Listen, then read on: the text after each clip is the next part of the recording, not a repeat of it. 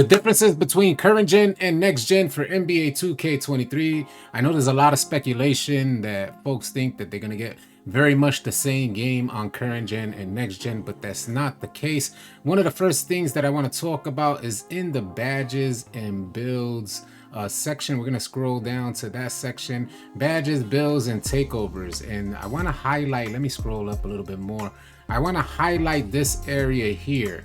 It says the 5v5 environment used last year to test work in progress player builds is also now accompanied by a 3v3 environment. So if you guys are making new builds, you can now test it out 3v3, but that's not what I wanted to kind of touch base on. It says for new gen players, this is especially useful if you love to hoop on the city courts and want to make sure your player can hang in the streets. I think there was a specific reason as to why they put this here, and that's because there's going to be a real different environment from current gen to next gen.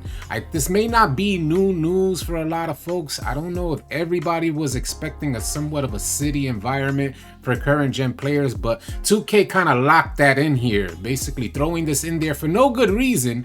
They just put it in there for new gen players. This is especially useful if you love to hoop on the city courts.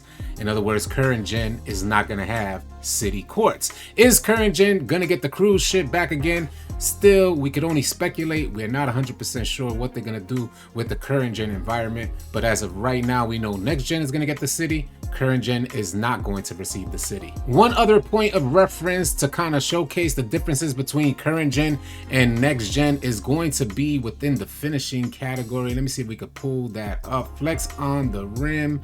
I think it's here where they showcase this. In this paragraph right here, you'll notice something that's not going to be for current gen players. It says you'll notice with the new map, you now have control over rim hang. So I know this was a huge point of reference within the courtside report.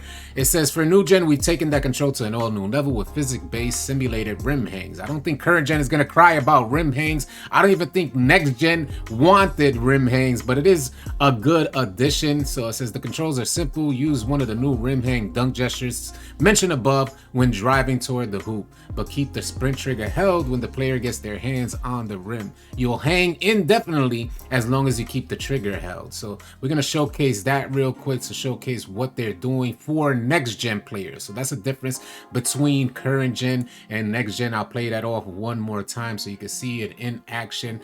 That's what we're going to be able to do as long as you have your trigger held, your sprint trigger held on next gen. And another point of reference to showcase the differences between current gen and next gen is going to be within the new tiered badge system, which I think is down here if I'm not mistaken. Yeah, the new gen badge system. It says it clear as day. Current gen, we don't yet know what type of badge system you're going to have in place. You may have the old badge system, but which badges are you going to have in place? And for next gen, you're going to have 16 badges per category. Is that going to be the same case for current gen as well? But maybe they won't experience a tiered badge system. If it's not the case, is current gen gonna have the same badges? That's what we want to know about. They did specify a change in a bunch of badges, but how is that gonna work out for current gen versus next gen?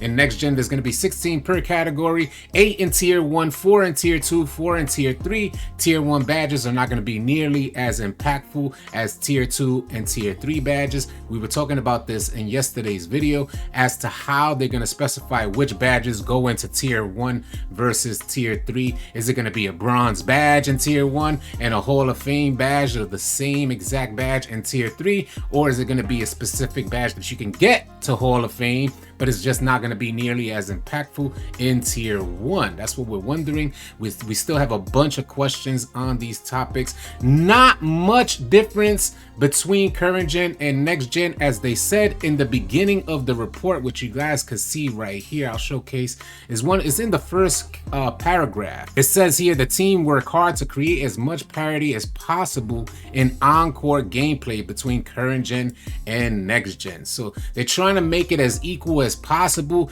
hopefully like desensitizing you guys to a difference from current gen to next gen, and hopefully kind of transitioning into everybody, including PC players, getting the next gen versions of the game. And they're trying to make it a nice smooth transition. This is the year we may see it, maybe within the next 2 years, that current gen is out the way and it's just going to be about next gen games. Within the next 2 years, I can see that happening. You guys let me know your thoughts about this in the comment section below. What else would you like to see in current gen versus next gen? I would love to hear from you. Thank you guys so much for tuning in. We got a bunch more content coming your way, so be sure to keep it locked here at AllCity Live TV. I'll catch you guys on the next video. Easy, y'all.